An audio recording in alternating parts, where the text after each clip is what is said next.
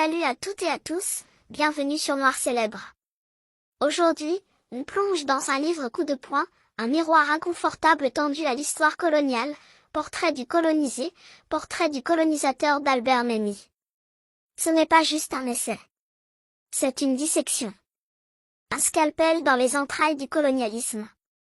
Albert Memmi, écrivain tunisien né en 1920, juif arabe, est à la croisée des chemins.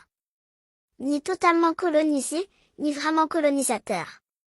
C'est ce point de vue ambigu qui rend son œuvre si puissante.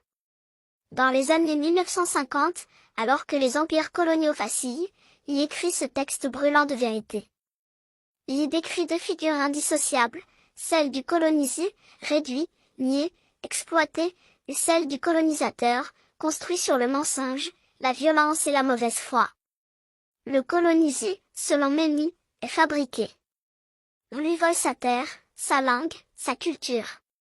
Puis on lui dit, tu n'étais rien, tu deviens quelque chose grâce à nous. Il devient étranger chez lui. On l'humilie, on le paupérise, et ensuite on l'accuse d'être passif. Comme si l'oppression n'était pas systémique. Et quand il commence à parler, à se révolter, il est qualifié d'ingrat, de terroriste.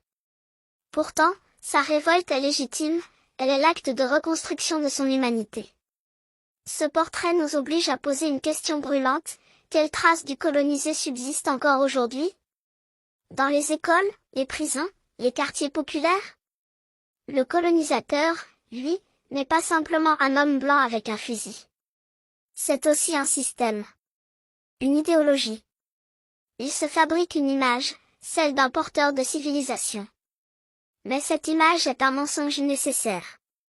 Car il sait, au fond, que sa domination repose sur l'injustice.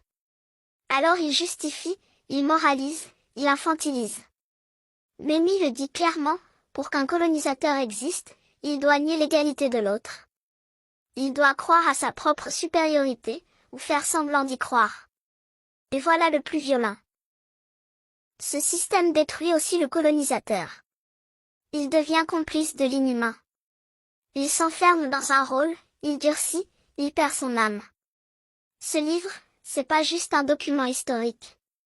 C'est une clé de lecture pour notre monde actuel.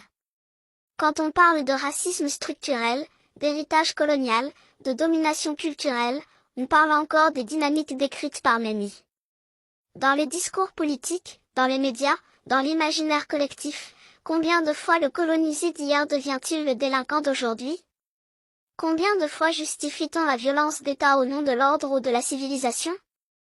Portrait du colonisé, portrait du colonisateur n'est pas un livre confortable.